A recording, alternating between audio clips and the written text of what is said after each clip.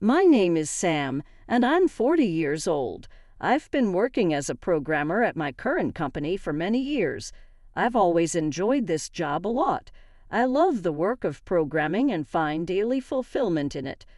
Initially, there were challenges, but as the years went by, my anxieties turned into confidence. I've come to believe that sticking with one thing for a long time is important. That's what I've always taught the younger folks at work. Right now, I'm just happy to be here, so all there is to do is keep on going. Maybe there will be chances to move up, or maybe someone else will come along, offering me a job. But I'm already 40 and feel like I'll be at this company forever. There's probably no chance for further career advancement. That's what I was thinking when the incident happened. A new female department head joined our company. Her name is Smith, and she's apparently 37.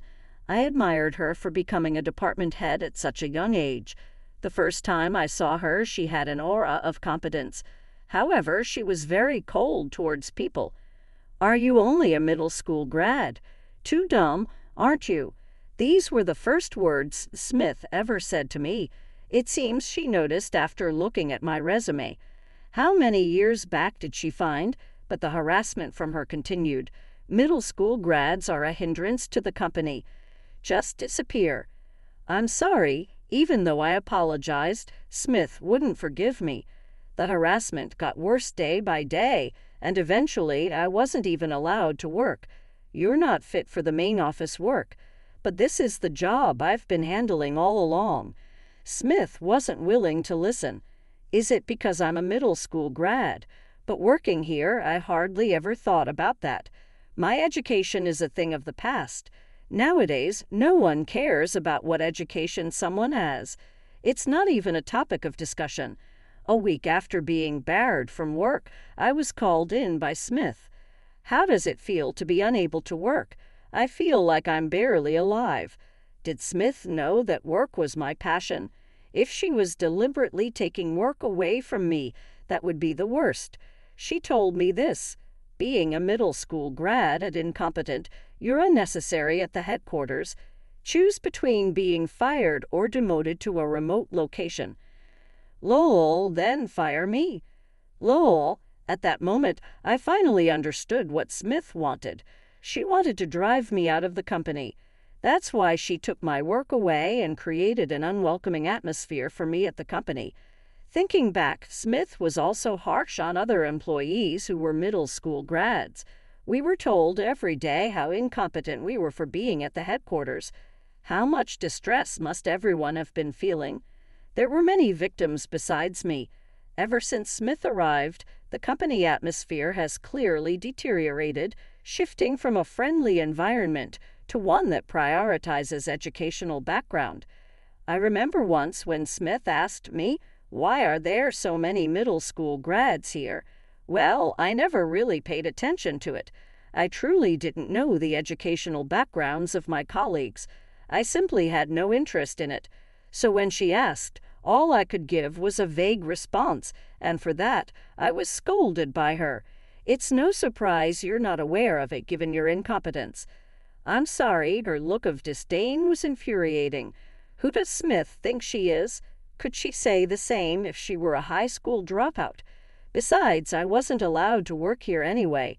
If I can't do the job that gives me a sense of purpose, then there's no point in staying here. Even if I were reassigned to a remote location, Smith would still be my boss. I absolutely didn't want to continue working under someone like her. "Thank you for everything. You don't have to come back ever again." That's what I thought should be my line. I never want to work with someone like her again, let alone follow her orders. Even if she is my boss, Smith is younger and lacks manners. There's nothing about her I respect. I completed the handover documents that day and left the company. Actually, since being harassed by Smith, I had seriously considered changing jobs, believing that with my years of experience at this company, I could move to a different one. In fact, there were things I had been progressing with in secret from her. After leaving the company, I had a few places to stop by, so I quickly made my way home. After finishing my errands, I felt incredibly relieved. thinking I had finally said goodbye to that company. The next day, I got an unexpected call from Smith. Wondering what she could possibly want now made me angry. But this might be my chance to say what I've been thinking to Smith for the last time. I decided to take it positively. When I went to the company, Smith had a particularly gloomy look on her face. I wondered what was wrong, but didn't really want to pry.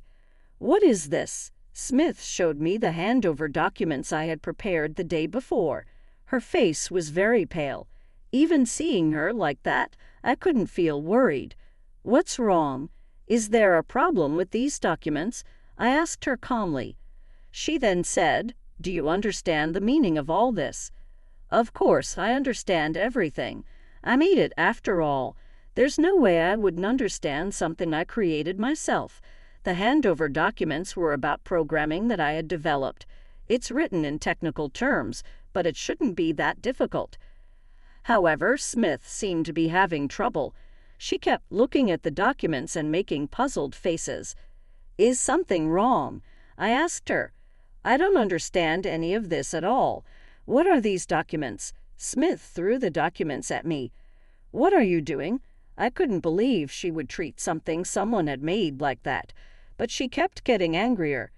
"You did this on purpose to make it incomprehensible for me, didn't you?" "That's unbelievable. Anyone who works with programming should be able to understand it. I thought you would understand it, but it seems that Smith didn't know it at all. I had thought she knew everything because she acted so superior. So I always thought she wanted to fire me to take control, but it seems I was wrong. Smith didn't even understand the terminology, let alone programming." I started to get angry again, to be called in over something so trivial, just when I thought I was finally free from Smith and ready to start a new path, to be troubled by her again. "You made it too complicated, so I had no choice but to call you in. If you don't understand, you should have said so earlier. I inadvertently let out what I was really thinking. It's her own fault for not knowing, always acting so high and mighty and managing work. It's not my problem if she gets upset at me. This is the trouble with people who are too proud. Think about what it's like to be on the receiving end of such outbursts. How much stress do you think Smith has caused me? I really didn't want to ask someone like you. Her stubbornness is also very troublesome. Does she even realize what her role as a department head entails? If there's something unclear at work, whether it's a superior or a subordinate, you should ask frankly. Smith probably couldn't bring herself to rely on her subordinates because she thinks too highly of herself. If you didn't want to ask me, why call me in? There are plenty of other employees, so why go out of your way to summon me? Her pride is Everest's size, and that's not a compliment. There are plenty of employees left who weren't let go. Does Smith not have anyone she can talk to? But then again, she's always been harsh on those around her, so it's likely she couldn't bring herself to ask questions. So that's why she called me, who had already left the company. But it seems there was another reason as well. Your way of speaking sounds so sarcastic. It had to be you, no one else. Being relied on by Smith in such situations isn't pleasing. If she was going to rely on me, she should have just asked directly instead of letting me go. It might be too late to say this now. Why did it have to be me? I asked her calmly. Deep down, I just wanted to leave as soon as possible. I wished she would get to the point without beating around the bush. All the employees said they didn't understand the meaning of these documents. Smith looked desperate. It seems not only Smith, but also the other employees didn't understand its meaning. I was surprised by this fact too, meaning no one else but me could take over this work. I thought this was nothing but Smith's own doing. She must have realized how much she usually looks down on her employees. She never even noticed their hard work. What she values most is educational background. She probably never cared about who was doing what kind of work. As a department head or even as a person, I thought something was seriously wrong with her. I lost my temper with her. So you called me back to this company for that reason. Because only you can understand it. Smith was hitting the desk, angry, even though this is all due to her usual negligence towards her work. Programming can be learned by adults if they put their mind to it. There are things that require years of experience, but the basics should be understandable. Smith doesn't try to learn by herself and relies entirely on me. It's astonishing how she looks down on others, but when push comes to shove, she clings to them. Without this, the company's programming would be completely incapacitated. Did Smith even know my role in the company? Now I'm starting to doubt even that. She seems only interested in herself, so she probably didn't know what I was doing. That's why she so easily took my job away, using my education as an excuse. I'm sure the company was greatly inconvenienced during that period. There must have been significant losses. However, the reason Smith didn't notice was because she didn't know what my job entailed. That's the only explanation I can think of. I decided to ask her directly. Did you know what I was doing in the company? She immediately shook her head. It seems it was just as I had thought. I had no interest in what a middle school grad was doing. That's only natural, isn't it? Her defiance is incredibly infuriating, but I'm no longer associated with this company, and dropping a bombshell now might just be fair game. Smith would be floored if she knew this. Suddenly, this situation started to feel amusing. It looks like I won't be leaving the company premises for a while. I found myself enjoying the thought of striking back at Smith. I was in charge of all the company's programming. This was an undeniable fact. With years of experience, I managed the programming for the company. I was trusted by my peers and had many tasks that only I could handle. That's why I found my work fulfilling and wanted to stay with the company for a long time. Smith destroyed all of that. If I'm not needed, I'm the type to back down without any regrets. It's better for everyone if I'm in a place where I'm needed. So I thought there was no longer any value for me here. I had made peace with that decision, and it hasn't changed. As expected, Smith looked like she was about to collapse when she heard my story. No way. Why you were? The sheer volume of her voice took me by surprise, so much so that I was startled. It clearly showed how little attention she'd been paying inside the company. There were mountains of work that only I could handle, but you didn't notice, did you, Smith? Smith nodded firmly. No wonder I thought the business started going downhill after I came on board. To think it was all because of you. It's infuriating how Smith always tries to pin the blame on someone else. It's not my fault. It's hers for taking my work away. Would any of this have happened if Smith hadn't become the department head in the first place? So you hadn't realized how crucial the work I was doing within the company was. I pressed her, cornering her with my words. You didn't say a word about it, and to think that nobody else knew either. She yelled again. I can't believe this is happening. I wondered if she was losing her mind. She probably didn't want to admit she had done something wrong, especially since she made a mess of things as soon as she became the department head, and it even caused the company to lose money. I decided to ask around about a few employees who know a bit about programming, but Smith came out with something outrageous. I thought they were all incompetent dropouts, so I fired them all. That's terrible. I can't believe it. I couldn't help but yell at the sheer awfulness of it, but since she's no longer my boss, there's no need to hold back. Besides, I'm older than her. I have much more experience from my previous job, and the years I've put in are different too. I don't want to be lectured by a female department head who knows nothing about it. I may not be as troublesome as Smith, but I have my pride too. Why are you yelling all of a sudden? You're one of my incompetent subordinates, aren't you? She lost her temper, questioning my attitude towards a superior. But being yelled at by someone like her doesn't scare or bother me anymore. I just want to talk back to an ignorant and incompetent department head. She should fully realize her own disgrace. I believe she is the least suitable person for this company. She needs to reflect on the foolish things she has done. However, Smith resisted me more than I expected. You've been looking down on me all along, haven't you? Smith was furious, saying, It's unbelievable you worked this on purpose, because I wasn't aware of your work, didn't you?" I instinctively shook my head.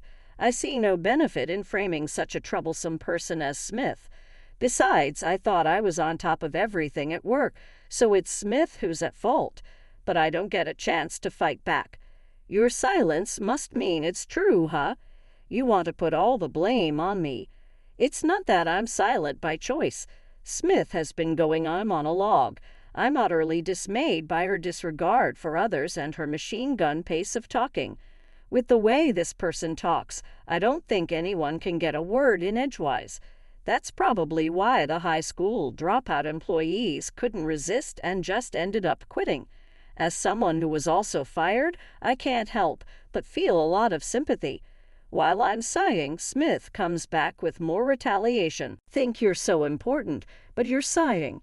You're greatly mistaken." Isn't she the one who's mistaken? I've never thought of myself as important, and that's better than her way of thinking. I don't think that at all. Finally, a chance came, and I was able to talk back, but it seems like my words didn't reach her ears. "First off, isn't it true that the whole nightmare started because you never spoke up in the first place? And yet I'm the one who's been living a nightmare. This person always wants to blame someone else. If you had explained the job from the start, I wouldn't have fired you." I couldn't believe what I was hearing. Not fire me, after all the times I've been belittled as a middle school grad, and now this. The company's loss is my loss, too, and it was just when I had become the department head. Smith looked down and sighed. In the end, this person only ever thinks about what's a loss for them. I feel foolish for even momentarily hoping that Smith recognized my work. If it had been beneficial for her, I would have been fired and simply bid farewell. Life just doesn't go smoothly, does it? Just my luck to become the department head at this time.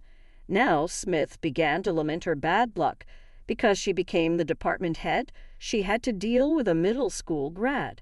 As a result, spending so much effort on this has taken a toll on her mental health.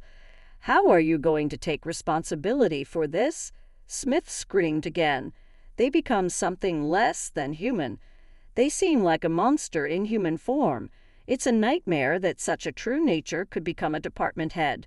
Getting yelled at out of nowhere sure is startling. I couldn't help but retort to Smith, even though now seemed like the worst time to rub them the wrong way. I couldn't contain my anger towards Smith. "What do you know? Do you have any idea what I've gone through as a department head?"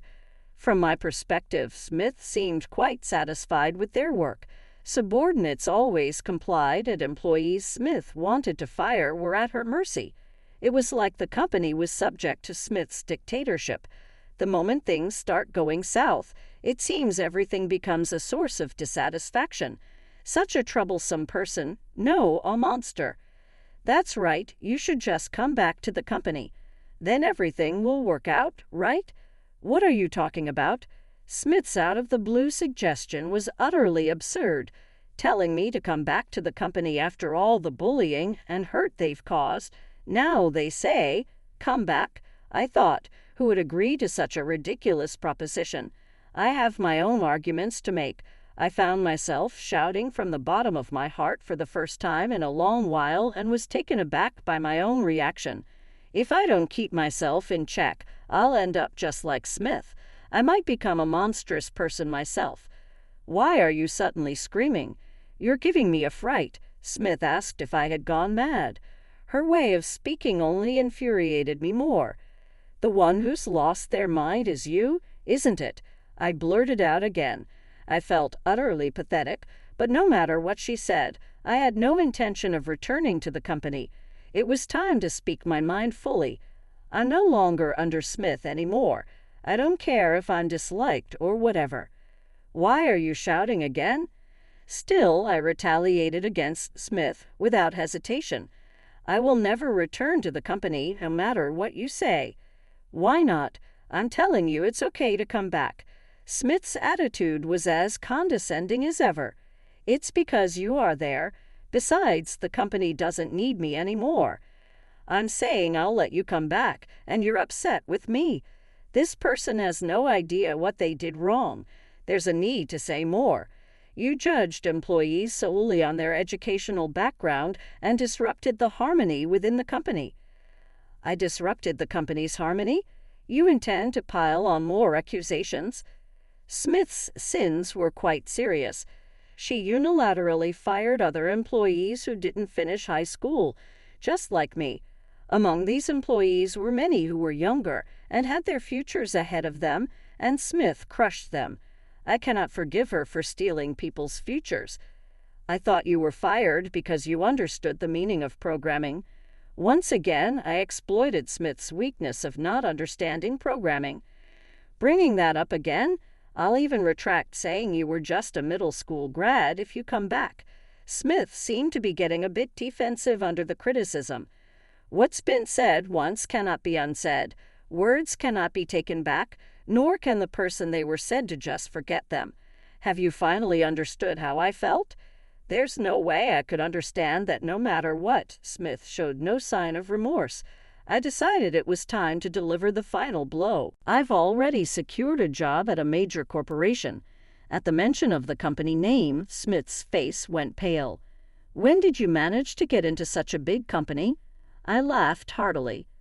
Ever since you started harassing me, I had been visiting this corporation several times. They happily hired me after seeing my years of programming experience. Of course, I would start working there after leaving the current company, but they even said they'd wait until then. It's a company at the forefront of programming in Japan, and I'm confident I can advance my career there. I was sure of it. I've successfully secured a job, so I have no more business here, I coldly stated to her. How can someone like you, a middle school grad, get a job at such a big company? Smith was furious, saying it was impossible. Oh, I thought we weren't using the phrase middle school grad anymore. You really are incompetent, aren't you? I'm incompetent, I nodded. You don't try to understand your employees at all, which makes you an incompetent department head. Of course, you're also dragging the company down. I've never encountered such a terrible department head since I started working. You're the first and hopefully the last. I'm incompetent, Smith echoed. Anyway, I said I would never return. I said and left the company. Dealing with Smith any longer felt like it would truly drive me insane. I couldn't wait to get out of there as quickly as possible. Later, I heard Smith ended up managing all the programming alone, but since she never really understood it to begin with, the company's management rapidly deteriorated. It seems Smith was collectively blamed by the employees.